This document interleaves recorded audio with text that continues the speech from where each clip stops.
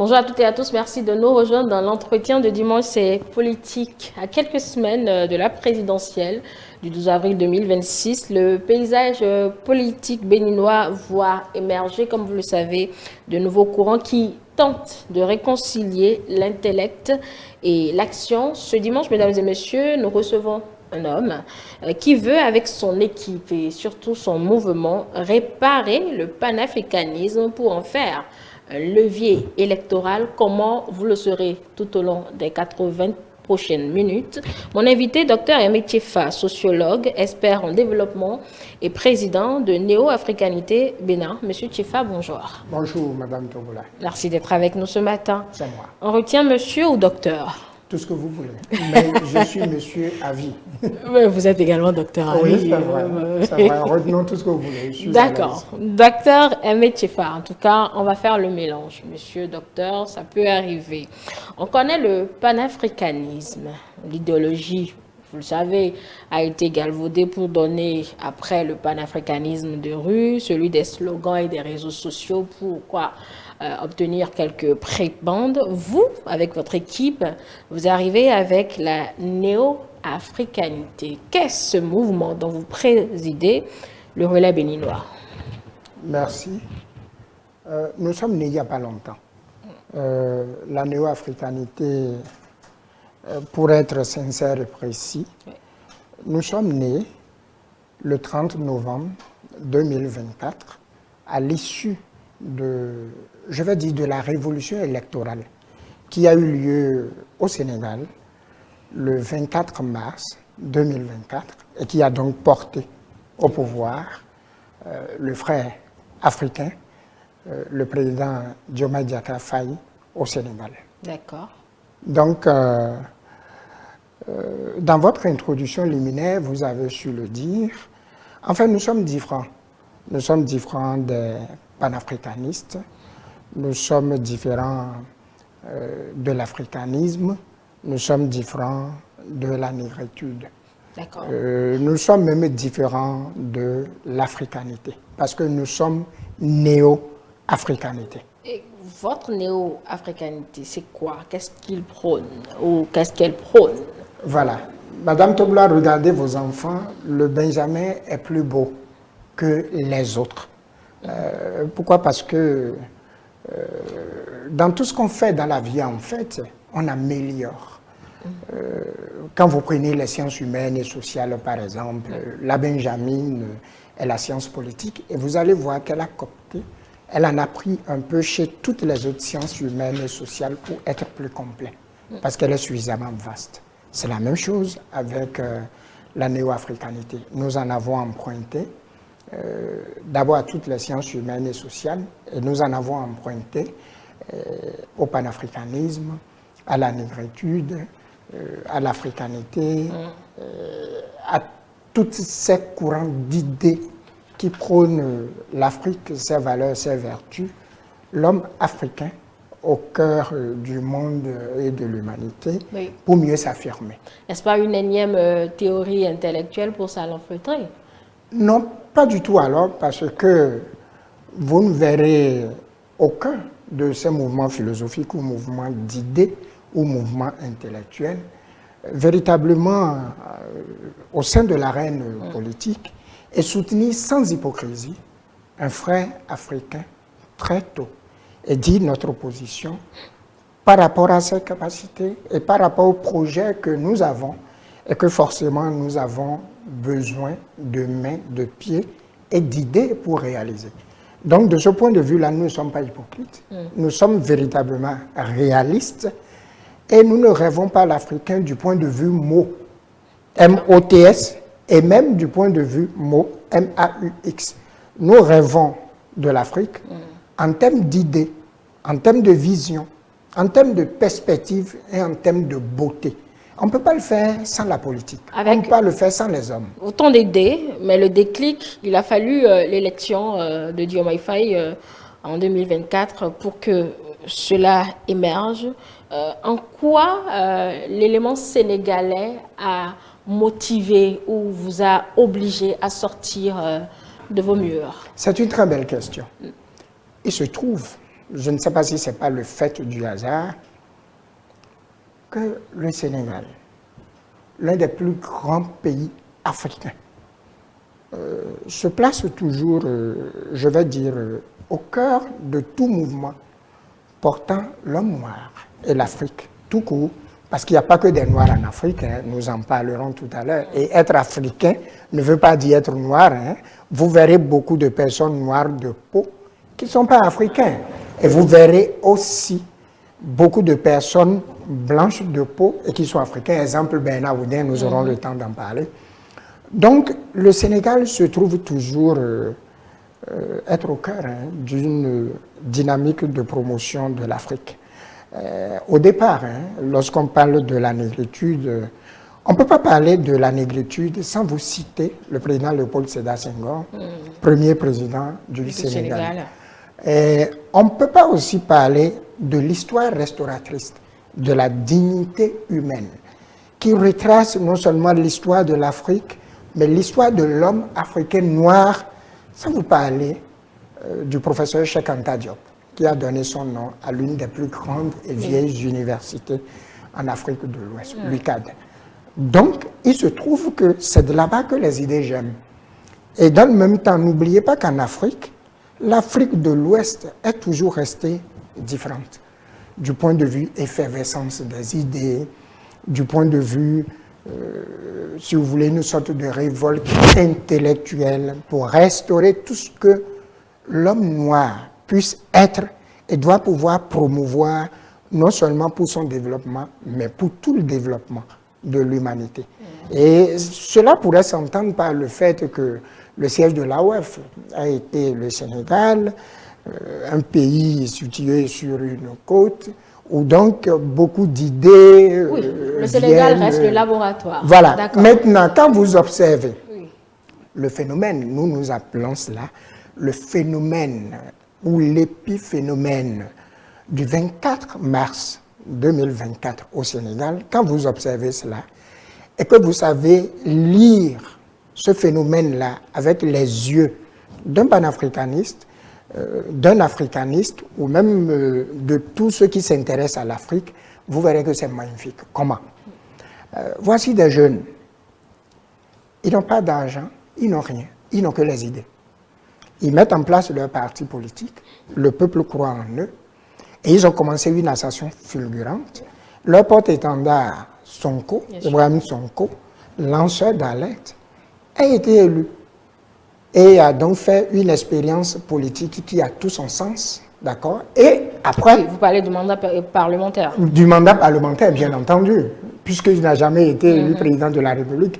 Et donc, lorsque vous observez cela, il y a une dose de vinaigre qui est intervenue.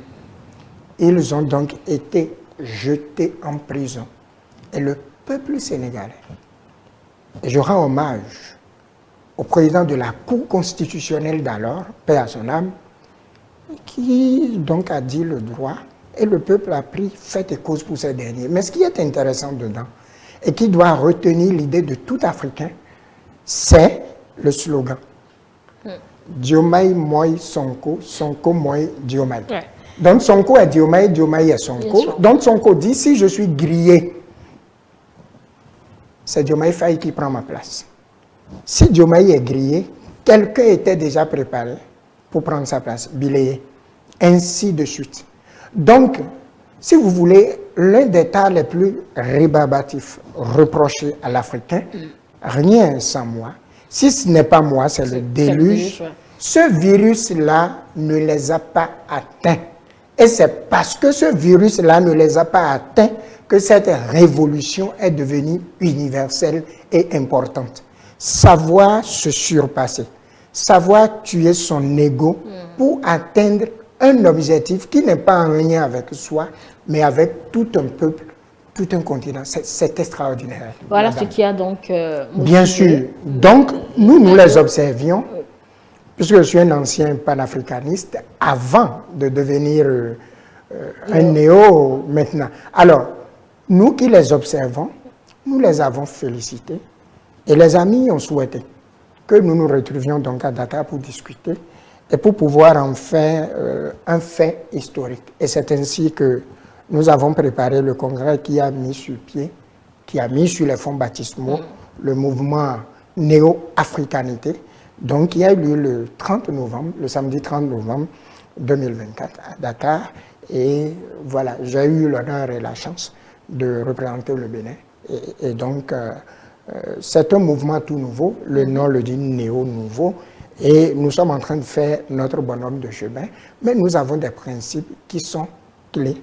Nous ne faisons pas de l'hypocrisie, nous ne cultivons pas de la haine, nous ne brûlons pas des billets de banque, nous n'injurons pas des chefs d'État, nous n'agissons pas comme des fous. Nous agissons comme des gens qui ont suffisamment de jugeote, qui sont réalistes, qui ont le flair et qui se positionnent en suivant bien entendu une dynamique et une perspective de développement pour l'Afrique. Le panafricanisme tel qu'on le connaissait, c'était l'Afrique d'abord. C'est ce qu'on dit souvent. Non, je vous si explique. Vous constatez des failles dans le panafricanisme lui-même, c'est que ça a commencé par dégénérer plus tard. Non. Qu'est-ce qui prouve que votre néo-africanité à vous ne connaîtra pas le même sort parce que quelqu'un sera un peu trop gourmand après, un peu comme les autres? Les autres sont extrêmement violents. Nous ne le sommes pas. N'est-ce pas les travers d'aujourd'hui? Attendez, les autres reprochent le racisme aux Occidentaux et eux-mêmes sont racistes. Regardez le président Gbagbo. Il a toujours été en costume et cravate, très souvent. Il parle français. Est-ce que vous savez qu'il a un enfant français? Michel est né français. Bon. Le président Gbagbo a un ami qui a été son conseiller, qui est français de souche, Bernard Oudin. Il est africain dans l'âme, mais il est tout blanc. Donc nous, quand nous parlons de frères africains, de sœurs africaines, c'est ceux qui portent l'Afrique dans leurs âmes. Et ces exemples des gens qui travaillent pour l'Afrique. Vous sortez, vous montrent que tout peut changer à tout moment. Oui, mais vous savez... N'est-ce pas, M. Tchefa? Écoutez, oui. nous ne venons pas nous asseoir à Niamey ou à Ouaga pour injurier les chefs d'État, mais nous mangeons de la salade et nous parlons français avec un accent français. Nous ne faisons pas ça. Nous ne faisons pas ça. Pourquoi ne pas simplement créer un mouvement politique africain au lieu de passer par le vocable de l'africanité alors que vous avez des ambitions politiques? Non, prenez le RDA. En Côte d'Ivoire, même le PPACI, ces choses-là existent. Ici, nous faisons la combinaison avec les grands mouvements d'idées culturalistes, d'accord, qui désormais ont un droit de regard. Si vous prenez l'Église catholique, par exemple, quelle est sa vocation? C'est de travailler pour la libération des cœurs et de ramener les âmes au Christ. Donc vous pensez que politiquement, ce qui se passe là, ils n'ont pas un droit de regard. Qu'est-ce que Monseigneur Gagné a dit au président Talon? Ne nous regardez pas comme des hommes en robe, nous sommes aussi des citoyens. C'est un peu ce que nous sommes en train de dire, c'est tout. Sauf que nous, notre souche est la culture, la fierté, la tradition, l'oralité, le respect des aînés, la protection de la culture africaine. Chez nous, en Afrique, la vraie Afrique, 2 femmes ne se marient pas, 2 hommes ne se marient pas. Chez nous, vous avez vu ce qui se passe au Sénégal, la loi est encore corsée. Chez nous, nous avons des valeurs traditionnelles que nous conservons. Mais nous sommes ouverts au monde entier. Nous sommes prêts à apprendre des autres. Ça ne nous gêne pas d'aller chez les autres. Ça ne nous gêne pas de discuter avec eux. Mais nous ne sommes pas racistes envers eux. Et nous ne les injurions pas. Et nous ne disons pas qu'ils sont responsables de nos maux. Et que si eux, ils mourraient, nous serons heureux. Nous ne disons pas ça. Oui, parce que vous êtes... C'est que ce n'est pas nécessaire. On l'a fait longtemps, ça a apporté quoi? Ça n'a rien apporté. Au contraire, on est encore plus aigri. Si vous avez des voisins dans votre maison, ne les prenez pas en aparté. Il vaut mieux cultiver une atmosphère de bon voisinage. Et c'est à l'intérieur que vous allez créer votre cadre de méfiance, mais tout en exhibant une bonne mine vis-à-vis de ces derniers. Ce n'est qu'une approche diplomatique. C'est ça la seule qui n'a pas été utilisée depuis. Des études ont été menées sur 25 ans pour savoir les maux dont nous souffrons. Et croyez-moi, les Occidentaux, pour la plupart du temps, ne sont pas responsables de nos maux. Je vous donne un exemple. Je réfléchis à haute voix. Prenez un Béninois de Kandi. S'il rencontre un Nigérien, je dis comme ça, de Gaïa, ou un Nigérien de Niamey, est-ce qu'on a besoin de leur dire que chacun peut parler sa langue et ils vont se comprendre? Non. Ça, c'est la néo-africanité qui suggère cela. Je parle mon dindi, tu parles ton zarma, nous parlons, nous nous comprenons et nous n'avons pas besoin de parler français. Ça, c'est nous-mêmes, ça. On n'a pas besoin. Si un peuple camerounais et un peuple béninois se rencontrent, ils ne peuvent pas parler leur peuple chacun, ils vont se comprendre. Pourquoi ils parlent français?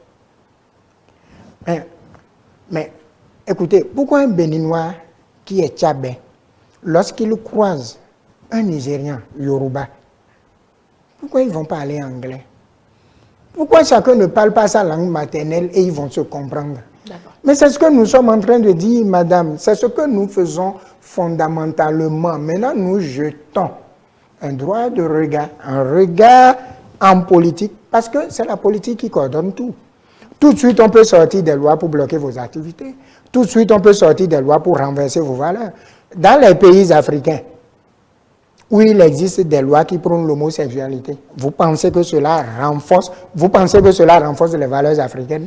Donc, nous nous impliquons, pas au premier rang, pas au premier chef, mais nous nous impliquons pour nous assurer de la qualité de ce qui est fait pour nous. Et si nous pensons que ce n'est pas bon, nous le disons poliment. Pour dire, regardez ceci, ça va à l'encontre de nos valeurs. Or, nous tenons à nos valeurs, à notre culture, à nos arts, à nos civilisations, à notre spiritualité. Donc, nous ne voulons pas que tout cela soit tué, c'est tout. D'accord. Vous êtes un regroupement d'intellectuels. Un regroupement d'Africains, si vous voulez. Puisque ma grand-mère en fait partie. Si vous voulez. Alors, n'êtes-vous que des suiveurs? En d'autres termes, à quoi avez-vous servi, par exemple, à Diomaye Faye depuis son installation en avril 2024? D'accord. Là, je vous rendrai un peu compte de ce que nous faisons.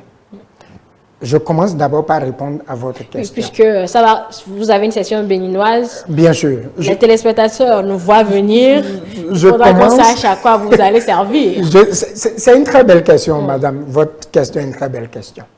Vous savez, pour ce qui est en train d'arriver aujourd'hui au Sénégal, nous avons écrit aux frères Sonko et Diomaye et nous leur avons dit qu'ils sont au rendez-vous de l'histoire, à la croisée des chemins, et qu'ils doivent tout faire pour mettre fin à l'adage « il n'y a jamais 203 ».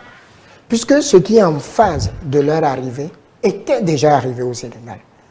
Un président et son premier ministre, deux amis ou deux frères qui commencent et se séparent dos à dos. Et notre position est très claire. Madame, je vous ai dit, nous ne faisons pas de l'hypocrisie. Oui.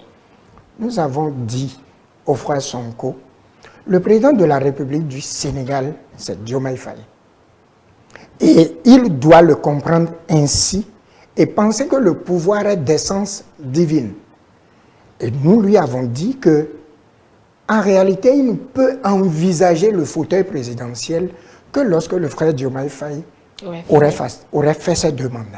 Que s'il le fait ainsi, il aura le bénéfice d'avoir un pouvoir apaisé, sans tension, et s'il plaît à Dieu au peuple sénégalais, 2 mandats. Eux deux, de façon alternée, auraient dirigé le Sénégal, le plus grand pays d'Afrique de l'Ouest, pendant 20 ans. Et ces échanges ont servi à quelque chose au vu des rapports de force aujourd'hui? Vous savez ce qui est important pour nous? Nous n'avons pas fait de l'hypocrisie.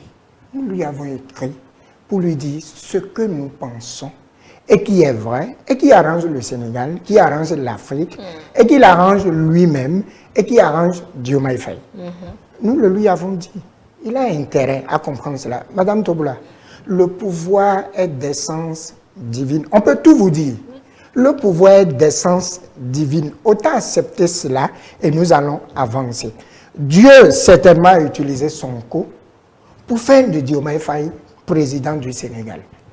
Donc le reste n'est plus important. S'il le comprend ainsi, parce que nous allons en arriver à Wadagne, c'est ce qui est en train de se passer ici. Lorsque le divin parle, l'Africain doit se soumettre au divin. Je ne vous parle pas des Occidentaux, qui ne sont pas aussi croyants que nous. Nous n'avons pas pour vocation de réaliser des miracles. Loin de nous l'idée de réaliser des miracles. Mais nous voulons simplement apporter une nouvelle dynamique qui tienne compte des valeurs, des principes, de l'oralité, de la spiritualité africaine, de nos croyances, de nos modes de vie, et surtout de ne pas faire de l'hypocrisie et de rester zen dans nos positions, tout en étant véritablement africains. Parce que observez les autres panafricanistes, observez-les. Vous savez, les plus grandes luttes sont celles qui se préparent sur des générations. Et ce qui a lieu durant des centenaires, des millénaires, ce n'est pas un matin qu'il faut se lever et corriger. Il faut être réaliste. Et telle est notre approche. Vous hésitez également en Côte d'Ivoire. Je vous poserai la même question. En Côte d'Ivoire, ben, je vous l'ai dit. Je vous l'ai dit. En Côte d'Ivoire, notre choix premier, c'est le président Laurent Gbagbo. Parce que c'est lui qui porte nos idées dans sa gène. Parmi les conditions que nous regardons pour choisir un frère, pour désigner un frère africain à soutenir, mais c'est le président Gbagbo. Il travaille pour l'Afrique. Il est africain à tout point de vue. Il fait tout pour l'Afrique. Il rêve Afrique. Regardez son parti, PPACI Côte d'Ivoire. Vous voyez. Donc, il a toujours rêvé Afrique. Il a tout fait Afrique. Et c'est lorsque nous nous sommes rendus compte qu'il ne peut plus être candidat que nous nous sommes rabattus sur le président Ouattara, mais tout en disant nos craintes et nos inquiétudes. Le respect des principes et valeurs démocratiques, la concorde civile, la paix, l'unité nationale et la constitution ivoirienne dont il est l'unique garant. Nous l'avons dit, nous avons publié un communiqué officiel et nous avons précisé tout cela par nos frères de la Côte d'Ivoire. Donc, madame, je puis vous dire que nous sommes sérieux dans notre approche. Parce que ce qui nous différencie des autres, c'est notre approche. Pour ce qui est en train d'arriver actuellement en Iran, nous avons sorti un communiqué.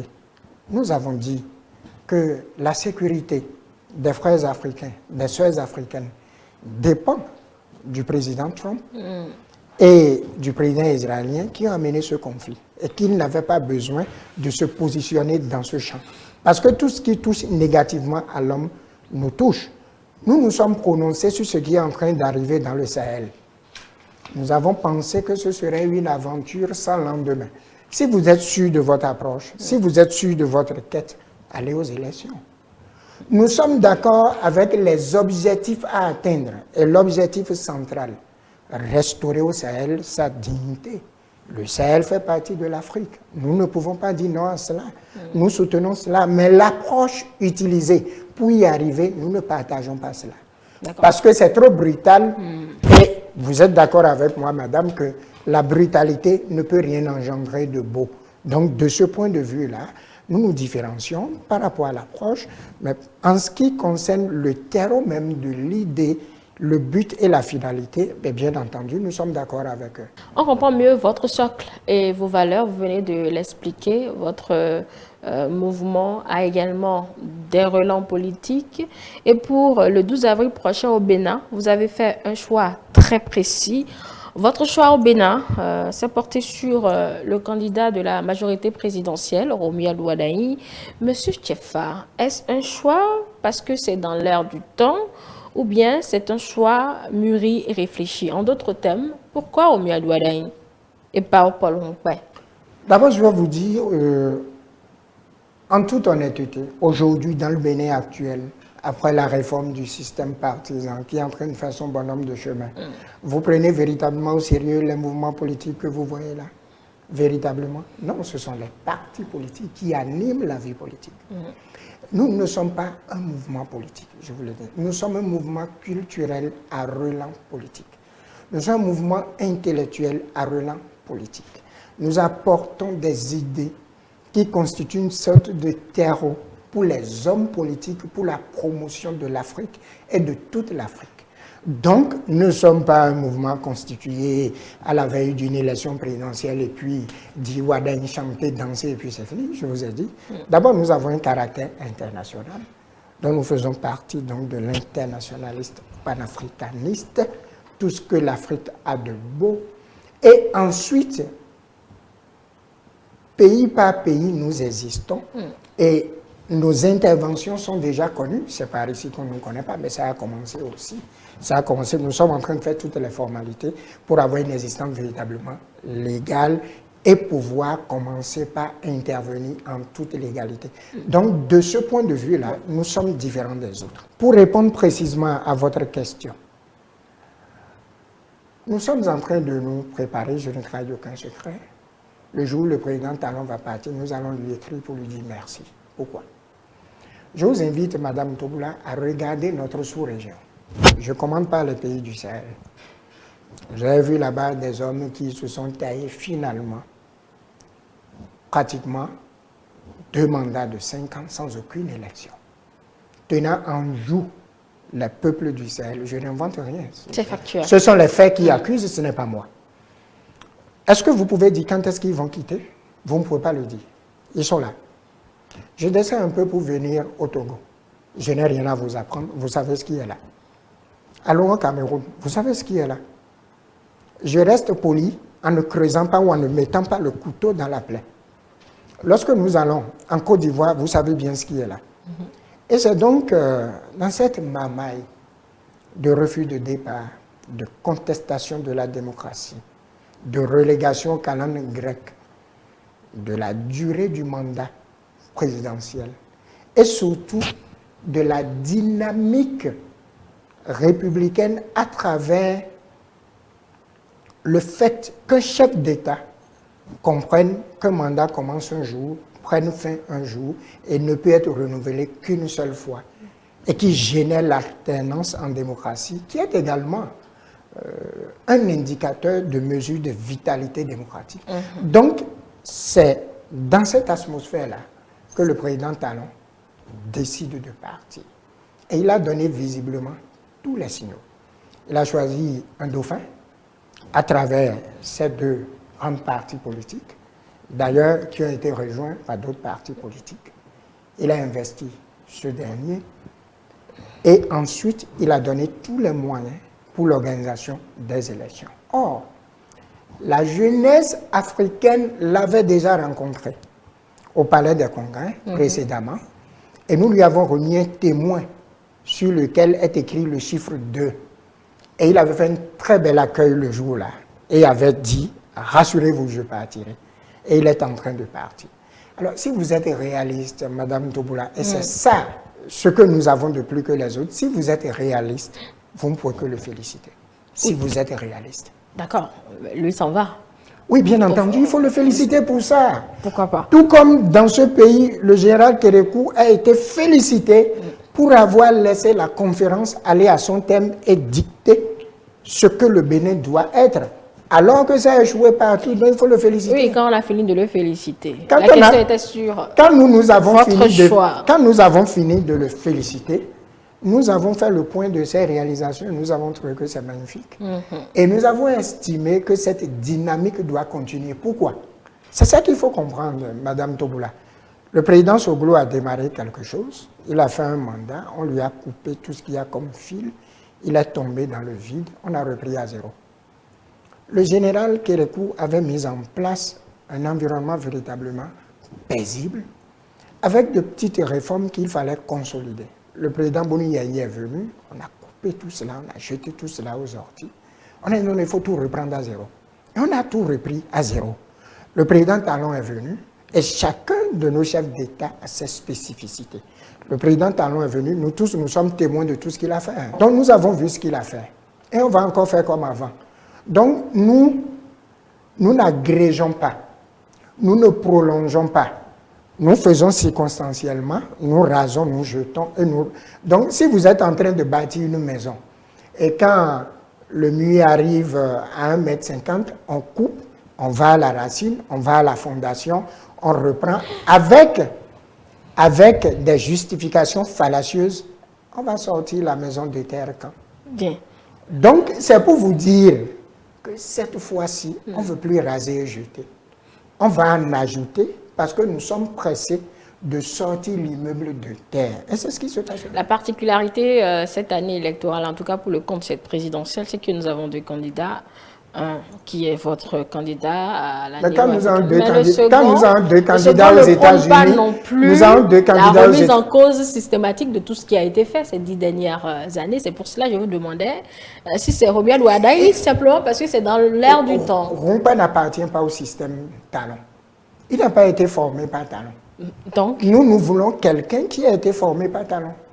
Rompa n'a pas été formé par Talon. Oui, mais... Donc, il n'épouse pas le talonisme. Puisqu'il n'a pas bu à la source du talonisme, nous voulons quelqu'un qui a bu à la source du talonisme et qui doit maintenir debout l'édifice pour qu'on ajoute d'autres briques. Oui, mais boire à la source du talonisme ne veut pas dire qu'on fera systématiquement non plus du talonisme, monsieur Tchef. Non, pas du tout.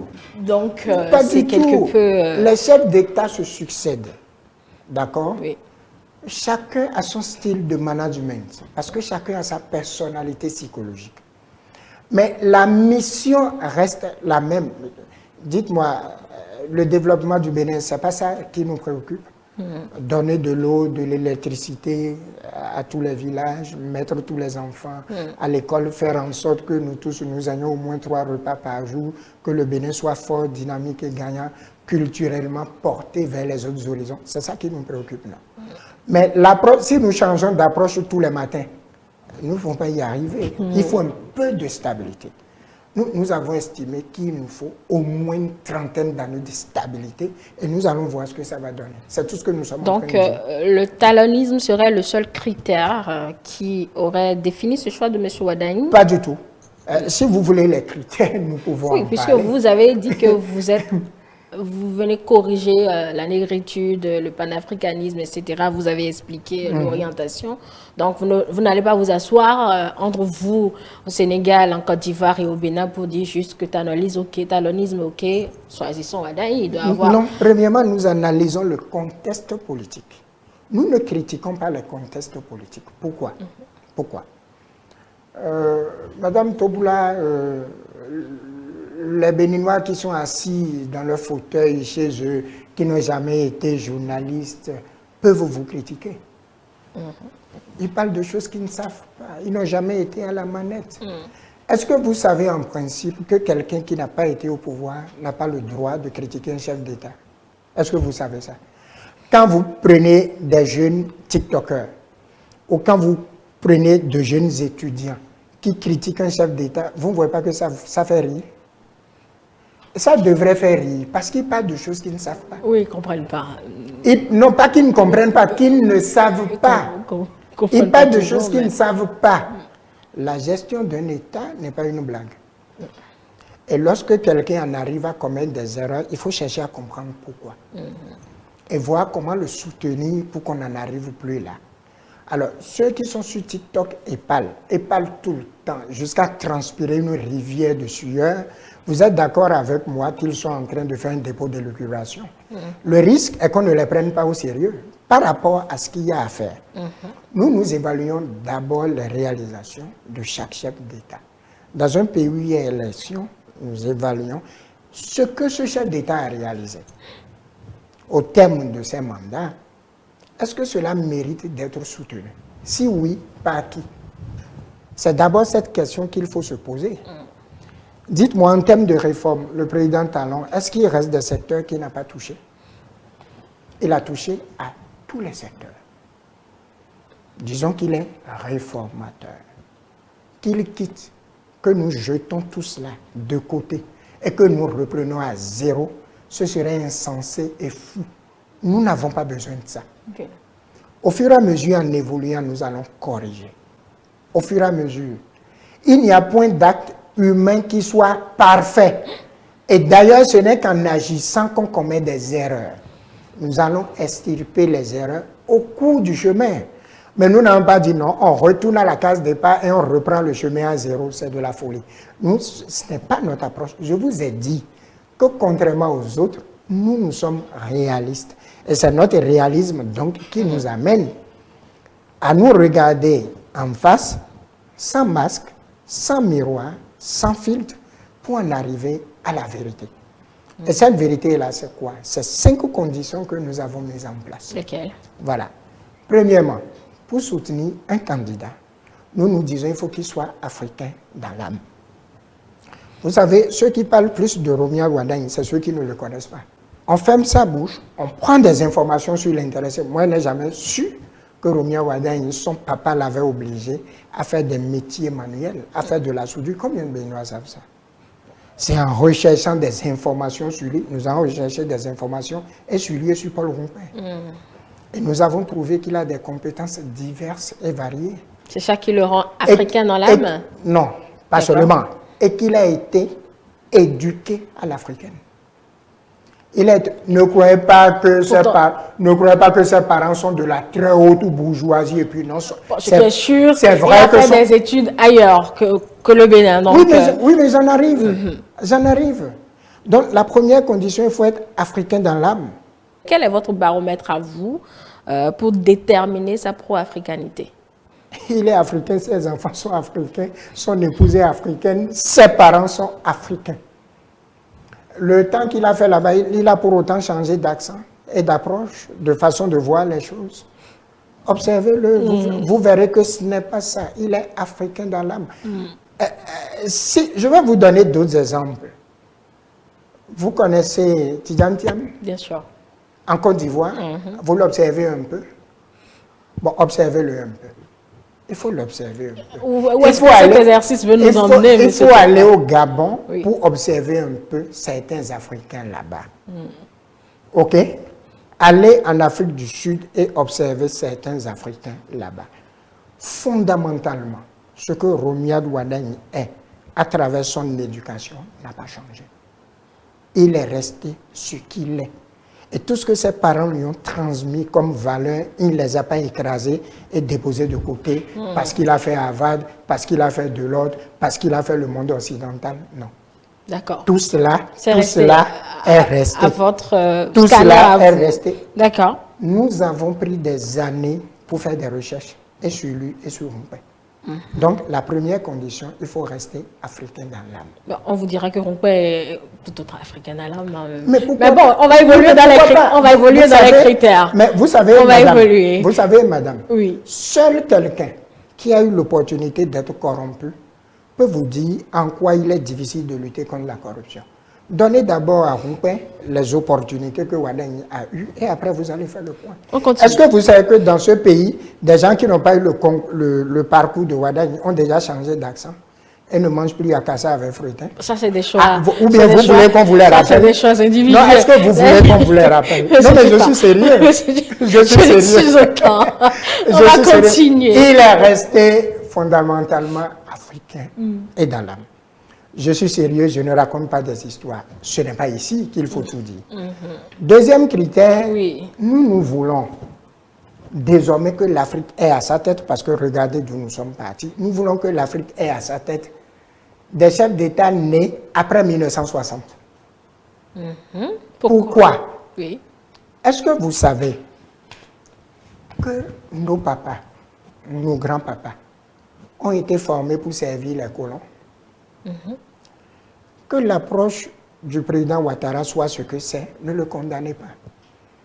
Il est formé pour servir les colons. Les Sénécountiers, quand vous les prenez, les Sourouninga à Piti, les Sangoulés, la Mizana, quand vous les prenez, ils sont formés pour servir le colon. Et donc ceux-là... Il y a eu une rupture après 60. Ceux-là, des gens qui sont nés avant 60, sont formés pour servir le colon. C'est ça, est-ce une manière alors de dire que ceux qui ont connu les indépendances ne peuvent plus comprendre les enjeux en 2026? Ceux qui sont nés après 60 ont la capacité de regarder le colon dans les yeux et de le tutoyer. Bien sûr.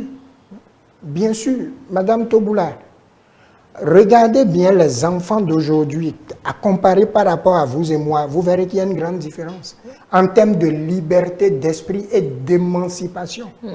Regardez comment nos parents nous ont éduqués. Alors, aujourd'hui, ce n'est plus tout à fait ça. Donc, quand vous prenez les chefs d'État nés après 60, Traoré, Goïta, quand vous prenez ces gens-là, vous allez voir que leur façon de se tenir devant le colon est différente. Ils sont à la quête d'indépendance et d'autonomie. Bien sûr. Ils ont la posture et la stature droite. Ils n'ont pas peur de dire ce qu'ils pensent. Donc, nous voulons des gens nés après 60. D'accord. Et ça, c'est Sonko et Diomaye Faye. Bien. Ceux qui ont inspiré ce mouvement, c'est ceux-là. C'est ceux-là que nous voulons. Et c'est ça qui va en la faveur de Wadène. Il est de 77, donc il n'a même pas encore 50 ans. Ça fait pour nous une très belle affaire. C'est de ceux-là que nous avons besoin. Ok, je vous entends, j'allais dire. Monsieur Roupa est de 70. On continue. D'accord. Donc vous me rejoignez? Non, je vous dis qu'il est autant né après 60. Oui, mais le plus récent alors nous intéresse encore plus. On continue l'exercice. Plus c'est récent, plus c'est bon, plus c'est récent, plus ça nous arrange. Donc nous voulons des gens nés après, je dis bien, après 60. Et plus c'est récent, bien entendu, il faut être réaliste. Il faut avoir un âge donné pour gérer un État. Ce n'est pas un enfant qui gère un État. Donc, notre deuxième critère, cela va en sa faveur. Troisième critère, il faut avoir résidé, travaillé, vivre en Afrique. Et ça, il l'a fait aussi. Il est né ici. Il a fait ses études ici. Il est parti aller chercher de l'expérience ailleurs pour se consolider. Et quand il a fini, il est encore revenu nous servir. Donc ça marche, ça peut aller, c'est prenable en compte. Quatrième condition, il doit être quelqu'un qui connaît le monde occidental. Non seulement il connaît l'Afrique, parce qu'il est africain, il est né ici, il faut qu'il connaisse le monde occidental. Pourquoi? Parce que quand vous voulez dompter quelqu'un, vous devez l'étudier et le connaître. Et de ce point de vue-là, vous serez d'accord avec moi que sur son challenger, il part gagnant. OK? Et cinquième condition, travailler pour l'Afrique. Est-ce que vous savez que beaucoup de pays africains élisent des dirigeants qui ne travaillent pas pour l'Afrique? Et comment s'assure-t-on qu'il ne privilégiera pas les exigences des bailleurs de fonds sur les besoins des Béninois, des Africains? Mais les gens qui sont nés avant 60, les dirigeants qui sont nés en 40, en 42, en 45, vous pensez que ces gens-là travaillent pour l'Afrique? Donc, en principe, c'est ceux qui sont nés après 60 qui travaillent en général pour l'Afrique. De l'autre côté, vous allez trouver quelques exceptions. Le président Gbagbo est né en 45. Il a 81 ans maintenant. Mais il est resté quelqu'un qui, de toute sa vie, a travaillé pour l'Afrique. Le pouvoir a ses particularités qu'on ne saurait, on va dire, anticiper, évidemment. Donc, du coup, dans ces critères que vous venez d'identifier, qu'est-ce qui vous fait dire qu'il ne travaillera pas lui aussi pour les bailleurs? Et cette africanité que vous lui reconnaissez, est-ce qu'il connaît les bailleurs? Est-ce qu'il connaît les bailleurs? C'est parce qu'il les connaît qu'il saura travailler pour l'Afrique. S'il ne les connaissait pas, il ne peut pas. C'est ça qui va même en sa faveur. Oui, mais ça dépend des orientations qu'il voudra, s'il gagnait évidemment, donner à sa gouvernance. Croyez-moi, il a déjà gagné. Si vous voulez. Si vous voulez. Croyez-moi, il a gagné. En tant que chef d'État, il n'a qu'à écouter le peuple. C'est ce que le peuple lui dit qu'il fera. Il ne va pas faire une autre chose. Il va écouter le peuple. C'est aussi simple que ça. Il y a des partis politiques qui le portent. Oui. Les deux plus grandes partis politiques de ce pays. Il doit les écouter. Ils ne vont pas le soutenir pour rien, pour s'amuser. Il a intérêt à les écouter. Alors, pendant 10 ans, vous n'avez jamais vu, sous nos cieux par ici, en Afrique, un ministre des Finances qui tient son portefeuille pendant 10 ans, sans scandale, sans aucun scandale financier. sans dossier Scrabble sulfureux déposé sur la place publique. On ne sait pas s'il y en a eu, qu'on a étouffé. Mais si les dossiers... On ne sait pas. Vous savez, est-ce que vous savez que dans une république, les choses ne restent véritablement secrètes longtemps? Vous savez ça? Quand on parle de dossiers sulfureux, justement, c'est des dossiers qu'on n'arrive pas à gérer et qui sortent. Un dossier sulfureux, l'homme politique aurait tout fait pour l'étouffer, mais il n'arrive pas à étouffer et ça sort. Quelqu'un qui a travaillé à Deloitte, qui a les yeux sur tous les pays africains, presque, qui est sollicité pour manager les budgets des États, pour donner des conseils, pour pouvoir gagner la bataille financière, la bataille du développement, le management des finances publiques. Quelqu'un qui a fait ça pendant 7 ans, avant de devenir ministre des Finances, il sait comment ça se passe. Il sait ce sur quoi il ne faut pas poser le pied et il sait ce sur quoi il faut poser le pied. Donc, ça ce n'est pas livresque, ça, c'est de l'expérience pratique. Romier Wardini est porté par le peuple béninois. Les partis politiques. Les partis, c'est... Oui. Non, les partis, oui, je l'accepte. Le peuple, c'est le 12 avril, on saura. Au soir du 12 avril, oui. Je vous appellerai. Ou certainement, vous m'appellerez. Bon. Il est porté par le peuple. Faites le tour, quittez le sud pour le nord. Mais c'est une déferlante extraordinaire. C'est une déferlante extraordinaire. Ça dit, ce qui vient là, c'est un rouleau compresseur qui va envahir les plaisanteries. Il n'a même pas encore sorti de projet de société. Nous avons dit que la dynamique continue. Bon. Donc il n'en a pas besoin selon vous. C'est pas ça. Selon la néo-africaine. C'est pas ça. Il n'en a pas besoin. C'est pas ça. Soit dit en passant que Kumba aussi n'en a pas encore sorti. Qu'est-ce qu'il a dit? La dynamique continue. C'est ce qu'il a dit. Qu'est-ce que Wardini aura à faire pour ceux qui avaient lu le projet de société du président, du candidat Patrice Talon, et qui l'ont suivi? Ils savent à peu près. Je ne dis pas que ça le dispense de sortir un projet de société, hein, mais ils savent à peu près ce qu'ils doivent faire. Et vous savez aussi ce qui fait l'efficacité de Wardini? Il ne cause pas. Il ne cause pas. Ceux qui travaillent ne causent pas. Ça dit causer et travailler, les deux ne vont jamais de pair. C'est ceux qui veulent travailler qui ne causent pas.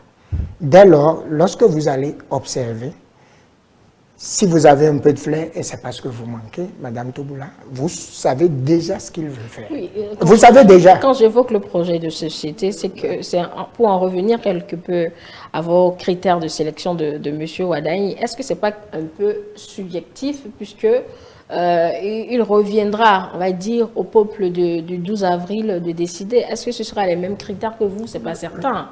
Ce que vous avez dit m'amène à vous donner 2 exemples. Oui. Cela peut vous paraître ridicule, mais je vous jure, prenez ça au sérieux. Le premier exemple, c'est une collègue à moi à l'université. Alors, je l'ai vue venir un matin stressée. J'ai dit, Madame, qu'est-ce qui ne va pas? Elle a dit, vraiment, que, je la cite, hein, je la cite, je dis, vraiment, moi, j'ai un souci, si Wardini peut me régler ça, ce serait bien. C'est elle qui parle, hein. Je ne lui ai pas parlé de Wardini. Elle dit, si Wardini peut me régler ça, ce serait bien. J'ai dit, quel est votre souci, madame? Elle dit, les taxis, topa, charge au milieu des voies, décharge au milieu des voies. Et quand vous êtes au volant, si vous n'êtes pas attentif, vous allez les percuter. Et je croise ça tous les matins. Je suis stressé. Vous pouvez comprendre ça? Et j'ai commencé par rire. J'ai dit, mais vous êtes sérieuse? Elle a dit, c'est aussi simple que ça. S'il dit qu'il va faire ça, moi, je vais voter pour lui. Ça peut vous paraître ridicule, Madame Toboula. Non, c'est vrai. Ça peut elle a un problème factuel. Ça peut vous paraître ridicule. Encore que nos phobies ne sont pas les mêmes. Bien évidemment, oui. Bon. Ça répond déjà à ma question. Non, toujours, hein. Non, ça c'est le premier exemple. Pas à ma question. Non, ça c'est le premier exemple. Je vous donne le second exemple. Le mois dernier, j'étais chez moi au village. J'étais allé voir ma grand-mère.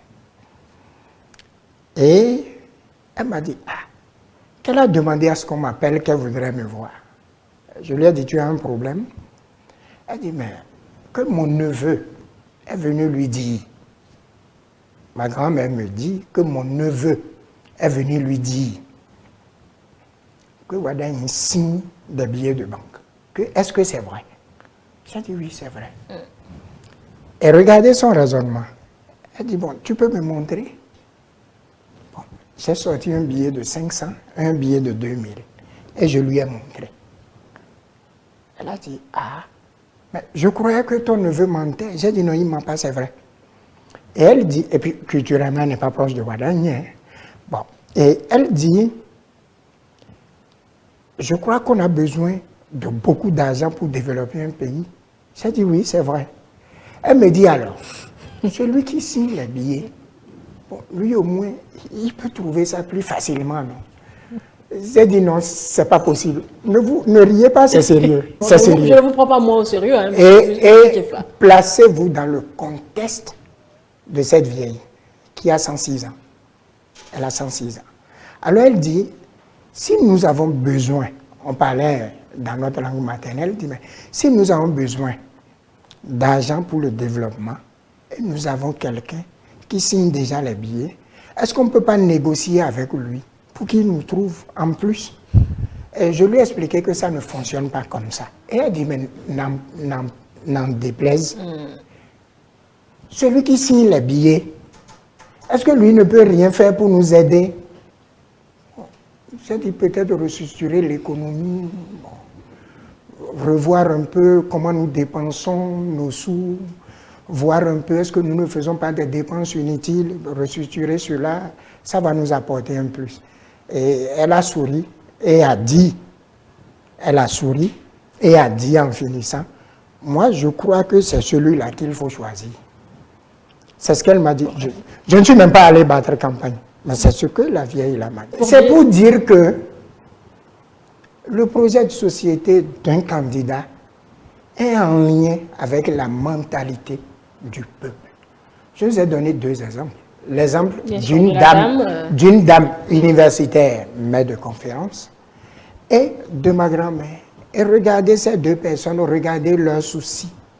Alors, quel projet de société vous voulez élaborer en ne tenant pas compte de ça? C'est de ça qu'il faut tenir compte. Et c'est ça qui fait le projet de société. Bon, les gens nous ont habitués à nous déposer une somme d'élucubration, je vais faire ci, je vais faire ça, et eux-mêmes ne comprennent même pas ce qu'ils sont en train de dire. Bon, maintenant, comme quelqu'un n'est pas venu avec des tonnes de papier qu'on distribue déjà à top un peu partout, on remet des projets de société à des manœuvres qui ne savent même pas lire. Bon, on leur remet des papiers, on dit, bon, c'est ce qu'il veut faire, ça. Bon, eux, ils prennent après, c'est pour aller au WC avec. Ici, ce n'est pas cette approche qui est utilisée. Ce n'est pas ça qui est utilisé. Ceux qui travaillent... Même le candidat talent a dû sortir un projet. À l'époque, est-ce qu'il avait le choix à l'époque? Donc les donnes auraient-elles changé aujourd'hui? Non, ici, ce n'est pas parce que vous ne l'avez pas eu sur papier que ça n'existe pas. Écoutez les conversations. Madame, si vous arrivez quelquefois de prendre un Zémidian, quelquefois, si vous voulez savoir un peu comment le baromètre du pays fonctionne, débarrassez-vous de votre voiture. Prenez d'ici à chez vous un Zémidian, engagez une conversation, mais bon, qu'on ne sache pas que c'est vous, hein, vous allez vous masquer un peu, et engagez une conversation et vous allez l'écouter. Et vous verrez que comme baromètre, c'est fondamentalement important pour que des dirigeants écoutent cela. Nous avons été habitués à quelque chose. Je vous le rappelle, ce que je dis ne le dispense pas de déposer un projet. Et si je dormais dans sa chapelle, je lui aurais déjà dit de griffonner quelque chose, de déposer, parce qu'on est habitué à ça. Mais moi, je ne me cramponne pas sur ça. Je me cramponne sur ce qu'il compte réellement faire. Et c'est sur les actes que moi je veux l'évaluer et non sur ce qu'il aurait écrit pour nous dire qu'il veut faire. Vous avez énuméré vos critères, vous les avez rappelés argumentés d'ailleurs, des arguments qui s'entendent. Mais en quoi ces critères sont des garanties pour vous de bonne gouvernance quand on sait que le pouvoir est une question d'équilibre et surtout votre néo-africanité, qu'est-ce qui vous garantit qu'avec Romuald Wadani, ce travail communautaire, en tout cas en communauté, sera une réalité pour cette Afrique-là? Nous avons affaire à quelqu'un qui est né en Afrique. Cela ne suffit. Avant 1900. Il est né après 1960. Il a côtoyé les Occidentaux. Il a été ministre. Madame, ça ne vous dit rien. C'est-à-dire, bon, vous pensez qu'être ministre des Finances pendant 10 ans, sans aucun dossier, sans casserole, sans affaires sulfureuses, distillées sur le monde entier, vous pensez que c'est facile? Il y a forcément une rigueur qui le caractérise. Forcément. Donc, vos critères garantissent cette bonne gouvernance. En fait, c'était la question. Non, pour qu'on puisse évoluer. Non, c'est pas ça. Ça dit, nous l'avons vu faire pendant 10 ans, politiquement. Parce que ça, c'est politiquement. Pendant 10 ans. Et pour ce qui a été fait quand nous faisons le bilan, c'est bon. Qu'est-ce qu'on fait? Qu'est-ce qu'on fait? Vous voulez qu'on fasse comment? C'est de ça qu'il s'agit. Nous l'avons vu faire. S'il avait des casseroles, des cadavres dans ses placards, on ne serait pas allé vers lui. Mais pour ce qu'il nous a montré jusqu'à présent, c'est beau, ce n'est pas hideux. Et nous estimons qu'il va continuer par montrer cela. C'est de ça qu'il s'agit, c'est tout. Oui, pas que pour les Béninois, nous sommes dans une sous-région également qu'il faut gérer. Je vous l'ai dit, nous raisonnons africains. Oui, justement. On va lui laisser un passif terrible avec quoi? Le Niger, le Burkina Faso et le Mali également. Mais il va gérer ça. Ben, vous voulez que quelqu'un d'autre gère à sa place? Bien. Et vous pensez que la gestion qui est faite jusque-là, il n'a pas été impliqué? Vous pensez ça? Vous pensez que cette gestion a succès, cette gestion a succès, vous pensez que lui n'est pas impliqué, donc qu'il est complètement décroché, détaché de ça, qu'il n'en sait rien? Bien, le choix, il est argumenté. Monsieur Tchefa, et les critères sont posés. Mais pour que ce choix se concrétise, il faut que le peuple se déplace dans les urnes le 12 avril prochain. Et c'est là que le sociologue que vous êtes intervient avec les questions que je vais vous poser. Vous avez scruté le logiciel qui nous enverra aux urnes, c'est-à-dire la liste électorale et surtout le taux de participation de ces dernières élections. Je parle des législatives et des communales. Quel est votre diagnostic, M. Tchefa, sur l'état psychologique de l'électeur béninois à l'approche de ce scrutin du 12 avril? Il y a une réalité dont il faut tenir compte. Avant le président Talon, nous avons la Sénat qui s'occupe de la liste électorale, on parlait de l'EPI, on ne l'a jamais véritablement fait. Jusqu'à ce que le président Talon vienne au pouvoir, on n'avait pas encore une vraie LEPI. On avait une LEI, liste électorale informatisée. Cette liste-là n'était pas permanente. Il est venu, l'ANIB qui existait avant lui, l'Agence nationale d'identification des personnes, a été renforcée, améliorée, avec des outils modernes et des cadres qui ont été promus. Et c'est une obligation pour tout Béninois aujourd'hui de détenir un certain nombre de papiers, CIP, ceci, cela, et tout cela est devenu une réalité. Et désormais, c'est l'ANIB qui gère la liste électorale. Cela signifie quoi? Non seulement elle est permanente, elle est bien suivie, bien stabilisée. Donc, il y a 10 ans, quand le président Talon venait, l'enfant qui était âgé de 8 ans et qui a été enrôlé, parce que n'oubliez pas, nous avons tous été enrôlés par l'ANIB, c'est ça qui nous a permis d'avoir nos cartes CIP, nos cartes biométriques, nos passeports, tout ça. Si vous n'avez pas été enrôlé par l'ANIB, aujourd'hui, tout vous serait difficile en termes d'état civil. L'enfant qui avait 8 ans, en ce moment, cette année, serait âgé de 18 ans. Nous sommes d'accord. Automatiquement, il passe dans le corps électoral. Est-ce qu'il sait qu'il est dans le corps électoral, cet enfant-là? Est-ce que ses parents ont pris la peine de lui expliquer que désormais, il est un vrai citoyen et qu'il a le droit de vote, qu'il doit aller exercer. Dans la plupart des cas, c'est non.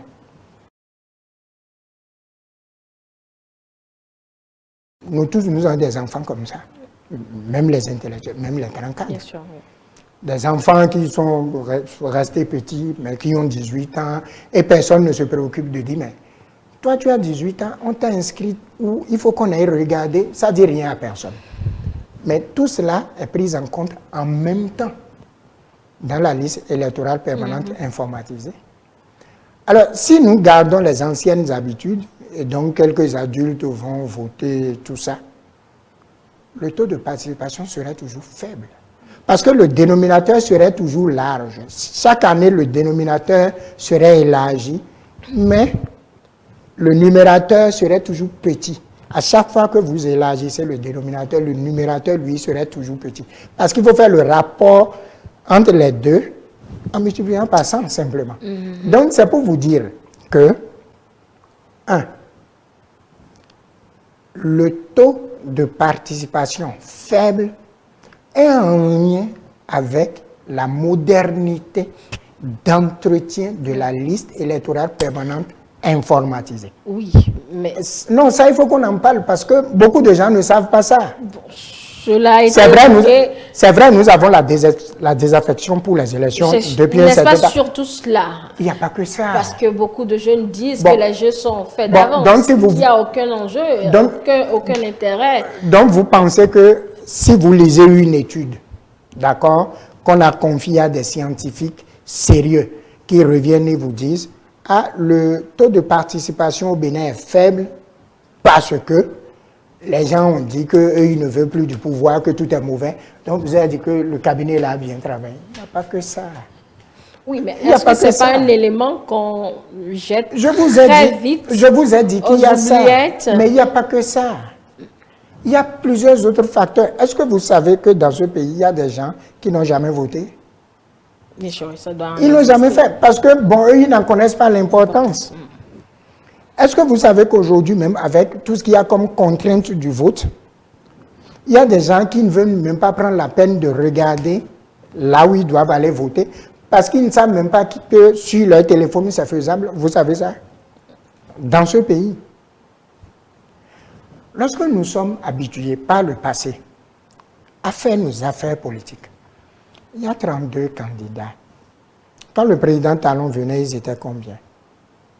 32. Donc on cherche quelqu'un pour l'escroquer. Bon, ceux qui n'ont aucune vision ne savent même pas.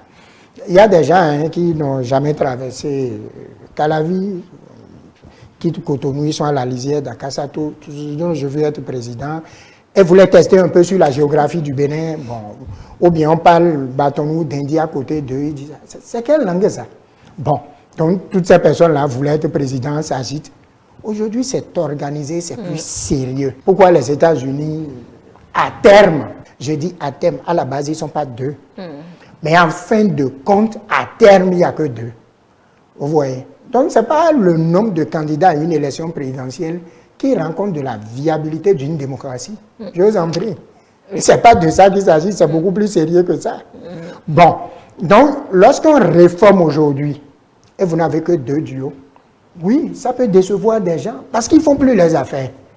Ils n'ont plus quelqu'un à escroquer. Donc, quand vous prenez tout ça, c'est vrai, ça peut dégoûter. Ceux qui en avaient l'habitude. Il faut qu'on avance. Je suis citoyen. On me donne le droit d'aller m'exprimer dans les urnes. Je m'exprime là-bas. Je suis pour ce qui se fait. Je choisis Wadaï. Je suis contre. Je peux faire une abstention, je peux faire pas le rond-point. Mais le fait que je prenne la peine de quitter chez moi, d'aller là-bas, de voter pour ou contre le régime, pour ou contre le rond-point, ou de faire une abstention, rend compte de quelque chose. Permet de formuler une idée. Imaginez, par exemple, qu'on a eu, c'est un exemple, je réfléchis à haute voix, 80% comme taux de participation. Et dans les 80%, par exemple, vous avez 25% comme abstention. De gens qui ont fait bulletin nul. Ce n'est pas expressif de quelque chose. Parce que ce que les gens oublient, Sinon, nous, on reste à la maison, ce qui se passe là, on ne s'intéresse pas à ça, tout est mauvais. Ceux qui croient en ce qui se passe iront voter. Donc le travail, donc ça passe. Il est alors dans, je ne veux pas dire mobilisation, ni sensibilisation, en tout cas dans un civisme de prise de conscience de l'obligation du vote. On n'a pas besoin de faire campagne pour un Béninois d'aller voter. Je dis tout court. Je n'ajoute pas Wadagne, je n'ajoute pas Rompé. Et je n'ai pas dit à tout le monde de voter Wadagne, c'est pas ce que je dis. Ce n'est même pas le moment. Bon, mais je dis, ce n'est pas le moment, on n'y est pas encore, mais je dis, lorsque je suis citoyen et on me donne le pouvoir d'utiliser la voix des urnes pour m'exprimer, pourquoi je vais jeter ce pouvoir-là? Pourquoi je vais bafouer ce pouvoir-là? Vous venez de dire qu'ils ne comprennent pas l'utilité d'aller le faire. Selon moi, ce sont les partis politiques, les organisations de la société civile, les intellectuels, les gens comme vous, les journalistes. Ils devraient expliquer cela à tout le peuple. Je reprécise mon idée. Si ceux qui ont une forte désaffection pour la politique disent non, n'allez pas voter, ou notre parti n'est pas là, ou notre candidat n'est pas là, et ça passe, les gens qui ont leur candidat en lice, ils iront voter parce qu'eux, ils ont leur candidat en lice. Dès lors qu'ils vont voter, quelle serait la suite? On va dire à leur candidat, bon, vous n'êtes pas retenu parce que les gens ne sont pas sortis pour voter. Vous imaginez ça? Là où ils veulent aller, ils iront. Et ceux qui sont restés chez eux auront toujours tort. Parce que la politique de la chaise vide permet toujours à ceux qui sont venus de prendre ce qui est disponible. Donc il vaut mieux s'impliquer pour pouvoir obtenir peut-être le résultat que l'on veut, ou à tout le moins passer un message. Mais madame, je crois que l'effet, ou je dis le déclic de 2001 à la Le Pen en France ne va pas nous arriver ici. Parce que, qu'est-ce qui s'était passé? La gauche traditionnelle en France pensait déjà que Le Pen, de toutes les façons, ne sera pas retenu pour le second tour. Donc pour eux, Lionel Jospin, comme d'habitude, se retrouvera au second tour avec la droite. Bon, c'était ça. Mais ils sont restés chez eux. On ne peut pas gagner une élection sans qu'elle n'ait pas eu lieu. Ils sont restés chez eux et finalement, c'est Le Pen qui est allé au second tour et il a fallu une coalition de tous les partis politiques presque pour le stopper. Sinon, il était parti. Jean-Marie Le Pen, bien entendu, pas sa fille Marine. Donc, pour être élu. C'est la même chose ici aussi. C'est-à-dire que ceux qui sont d'accord pour que la dynamique continue, ou ceux qui pensent que c'est Wadagne aussi, ils n'ont pas intérêt à rester chez eux. Ils ont plutôt intérêt. Une chose est de battre campagne, mais une chose est d'aller voter aussi. Pour exprimer son choix dans les urnes. Et quelle sera la part de la néo-africanité dans, on va dire, même la campagne de M. Wadagne, M. Tchefa? Vous savez, oui. nous sommes en train de dire, de bouche à oreille, à tous les Béninois, d'aller voter. Pas d'aller soutenir Wadagne, ça c'est un autre débat. Ça c'est un autre débat. Ceux qui veulent venir avec nous, qui nous aiment, et qui croient que notre idéologie est une bonne idéologie, notre idéologie qui ne parle que d'Afrique est une bonne idéologie, nous leur disons au Bénin, c'est vers Wadagne qu'il faut aller. C'est lui qui peut nous aider à porter un peu nos idées. Donc allons vers lui. Mais je ne parle pas de ça d'abord. Vous n'êtes pas d'accord. J'ai écouté d'autres courants qui disent qu'il faut voter Paul Rompé pour pouvoir stopper l'hémorragie. C'est bien. Ça, c'est bien, je ne suis pas contre. Mais ils ont intérêt à rejoindre Wadagne. Pourquoi? Parce qu'ils auraient eu... J'ai discuté la fois dernière avec un grand frère qui, franchement, a toujours de très belles idées. Non, il en a toujours eu de très belles. Et il n'a pas 18 ans. Il a déjà 60 ans. Je lui ai dit, mais mon cher grand frère, le risque est que vous mourrez avec vos idées.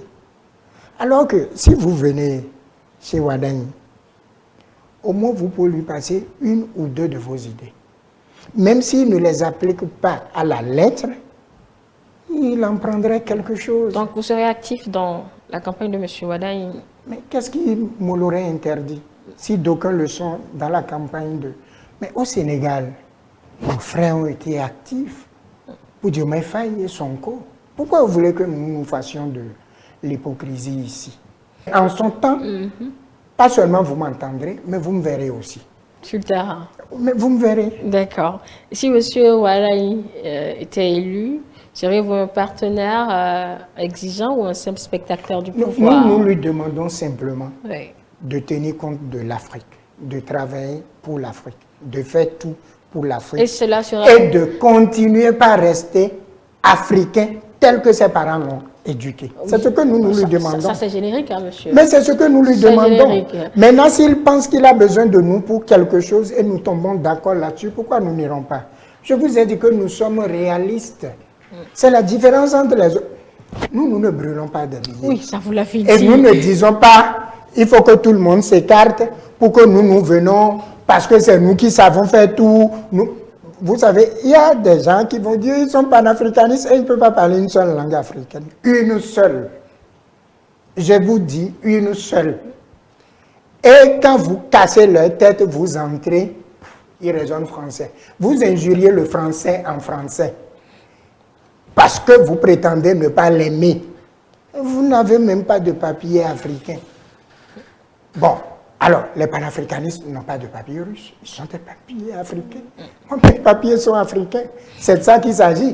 Donc, c'est pour vous dire, nous ne sommes pas hypocrites. Si M. Wadani dit, bon, vous avez développé telle idée, je vous donne l'opportunité d'exécuter, allez-y, on va voir. Pourquoi nous allons refuser? Nous n'allons pas refuser. Nous raisonnons Afrique. Même ce soir, nous avons une réunion tout à l'heure, à 21h, pour parler de l'Afrique. Et nous le ferons. Et dans chaque pays, nous rendons compte de la dynamique politique, de l'évolution, de la situation de chaque pays. Et nous discutons de cela. Nous le faisons en ligne. Bien, nous sommes en train d'égrener les dernières minutes. Vous avez eu le temps d'expliquer votre mouvement, qui, comment on peut le comprendre, est différent de tout mouvement politique, de tout mouvement de soutien particulier, etc. Vous avez un combat que vous menez qui n'a rien à voir avec le panafricanisme aujourd'hui galvaudé, vous le disiez. Vous disiez également que vous pourriez être actif, ou que vous serez actif, le mouvement évidemment, dans cette campagne de M. Wadani, au moment opportun, les mots à utiliser, vous les utiliserez. Si vous avez le candidat en face de vous aujourd'hui, là tout de suite où nous sommes, enfin si c'était M. Wadani à ma place, quelle serait, M. Tifa, l'unique promesse que vous ne lui permettriez pas de trahir durant son septennat s'il arrivait à accéder au fauteuil présidentiel? De travailler pour l'Afrique. Déjà, je vais l'appeler Monsieur le Président, si je le vois ici. Monsieur le Président, ne tournez jamais dos à l'Afrique. Travaillez pour l'Afrique. Vous êtes africain. D'ailleurs, il est africain comme moi, de surcroît béninois comme moi. Donc, je vais lui dire, mon frère président, travaillez pour l'Africain. Vous êtes élu par les Africains. Par les Béninois. Qui sont africains. Si nous voulons nous en sortir, par rapport au grand combat, Madame Tobola, nous devons penser africain. Et quel serait l'indice ou l'indicateur qui montrerait qu'il aurait réussi? J'arrive. Je voulais faire une inclusion d'abord. Si nous voulons nous en sortir, regardez, l'Europe, sur des questions importantes, les 27 se réunissent et discutent. Les États-Unis sont une fédération de 50 États. Et moi, je dis qu'il faut ajouter un, qui est l'Israël. D'accord? Regardez bien. C'est comme ça que le monde fonctionne. Je suis votre regard. Regardez l'immensité de la Russie et de la Chine. Ils se donnent la main avec la Corée pour aller sur les questions les plus importantes. Ceux qui ne se donnent jamais la main pour rien, ce sont les Africains. Lundi, nous allons publier un communiqué pour dire que notre candidat dans la désignation du président du secrétaire général de l'ONU, c'est le frère Macky Sall. Pourquoi vous voulez qu'on dise quelqu'un d'autre? Il n'y a que lui. Il faut que l'Afrique aille à l'unisson sur tout. Parce que nous constituons nous boucher pour les autres. Ce ne serait pas exagéré si je vous dis que tout le Gabon ne fait pas un quartier de la Chine. Ce ne serait pas exagéré. Vous voulez maintenant que le président chinois s'assoie avec le président Oligui et le prenne au sérieux à tout point de vue. Mais imaginez que le président chinois avait en face de lui le président des États-Unis d'Afrique. Il va le regarder autrement. C'est ce que nous sommes en train de dire. Et nous pensons que pour que cela arrive, étape numéro 1, nous devons commencer par avoir à la tête de nos États des chefs d'État qui travaillent pour l'Afrique, des dirigeants qui pensent et raisonnent Afrique. Pour le faire, il faut que ce soit des gens qui portent l'Afrique dans leurs âmes. Il faudrait que ce soit des gens qui soient nés après 1960. Vous rappelez le critère. Et il faut que ce soit des gens qui ont une fine connaissance et de l'Afrique et du monde occidental. Il faut que ce soit des gens qui vivent et qui résident en Afrique pour la plupart du temps. C'est ce que nous pensons. Vous allez croire que c'est une utopie et vous serez en train de dire, bon, ce type-là, ce qu'il dit là, bon, est-ce que... Non, non, non. Regardez bien, il n'y a que ça que nous puissions faire. Il ne s'agit que des Africains qui vont toujours en rang dispersé. D'accord. Qui ne s'entendent jamais sur rien. Ma question était, quel est cet indicateur qui vous montrera qu'il aurait réussi après son septennat à gagner? Je vous ai dit, nous avons fait le point de sa vie. Quelqu'un qui a été porté en triomphe par les plus grands partis politiques de ce pays, qui reçoit des soutiens d'un peu partout de l'Afrique. S'il allait venir ici pour vous dire les soutiens qu'il reçoit, c'est magnifique. N'est-ce pas des professeurs de foi? Il n'est pas encore dans le fauteuil présidentiel. Non, c'est important. Qui a un maître qui l'a formé, qui lui a mis le pied à l'étrier. D'accord? Qui n'a jamais eu de casserole au ministère des Finances. Attention. Ce n'est pas au ministère de la Famille, au ministère des Finances, qui n'a jamais eu de casserole. Pourquoi? Il ne peut pas échouer. Il n'a même pas le droit d'échouer. D'accord. Dites-moi, avec tout ce qu'il y a comme balise, comment il va échouer? Bien. Mieux. Je le disais à quelqu'un la fois dernière, lui doit faire plus que le président Talon. Le président Talon voudrait... Quand vous avez un maître qui vous a vraiment formé et vous a transmis tout ce qu'il a, vous faites plus que lui pour l'honorer. Et moi je suis sûr, le plus grand plaisir que le président Talon va éprouver, c'est de voir Rumia Wadagni épuiser ses idées à lui et d'ajouter ses propres idées. Et je crois que en 7 ans, s'il ne perd pas son équilibre, s'il ne perd pas son sérieux, s'il ne perd pas sa concentration, mais pourquoi il ne va pas y arriver? C'est pour vous dire que le rouleau compresseur qui arrive est fort et sérieux. Les vendeurs d'illusions qui n'ont même pas pu gérer leur propre foyer, qui pensent qu'eux, ils vont gérer ci, ils vont gérer ça, ils s'agitent. S'ils ne se rangent pas, ce rouleau-là va les emporter. C'est-à-dire qu'ils vont se retrouver dans une minorité tellement congrue qu'ils vont s'ennuyer. Parce que le développement se fera sans eux. Mais pour eux, vous voyez, ça se fera sans eux, mais pour eux. C'est pour ça que nous leur demandons qu'il vaudrait mieux pour eux de rejoindre Rumia Wadagni dans le train du développement, qui n'arrête pas. C'est ça le problème. Ce train-là ne s'arrête pas. Ça ne s'arrête pas. Bien. Monsieur Tchefa, nous vous remercions pour le temps passé à nous expliquer votre idéologie et également le pourquoi du choix de monsieur Rumia Wadagni pour le cas du Bénin. Nous avons fini. On n'a plus vraiment le temps. Ça, c'est vraiment quelques mots pour conclure. Je vous remercie, Madame Angèle Tobula, pour l'opportunité que vous me donnez de parler de notre idéologie, qui est une nouvelle idéologie, et dont nous voulons désigner le frère africain Rumia Wadagni comme porte-étendard. Nous pensons que ce qui qui arrive dans ce pays depuis 10 ans est une dynamique trop forte et que pour rien au monde, il faut l'arrêter. Nous présentons nos félicitations, nous adressons nos félicitations au président Patrice Talon, qui a donné le meilleur de lui-même et qui a accepté partie de son propre chef. Il a agi comme homme élégant, homme digne. Il a montré qu'il est africain.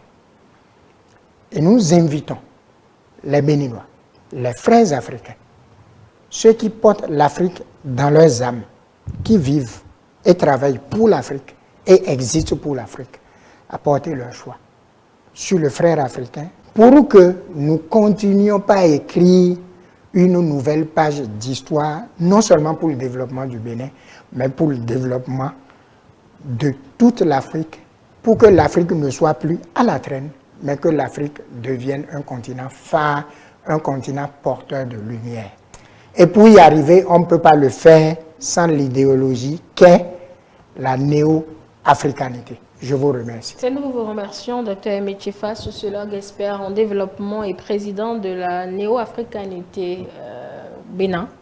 Merci pour votre passage. Mesdames et messieurs, voilà donc ce que pense la néo-africanité pour donc, le choix, ou version Bénin, pour le choix de Romuald Wadani, pour évidemment un panafricanisme de résultats. Vous avez suivi notre invité sur cette idéologie qui, comme il le disait, ne brûle pas les billets, ne prône pas la haine, ne prône pas la violence, mais prône l'africanité à relance politique, puisque ce sont des hommes qui observent et qui au besoin accompagneront les hommes politiques. Et pour ceux-là qui nous ont pris au vol, rendez-vous à présent sur nos plateformes numériques, notre chaîne YouTube Télé Bénin, notre application Télé Bénin, et nous suivre également sur le www.telebenin.com pour ne rien rater donc de toutes nos productions, celles d'aujourd'hui dimanche et celles des jours précédents.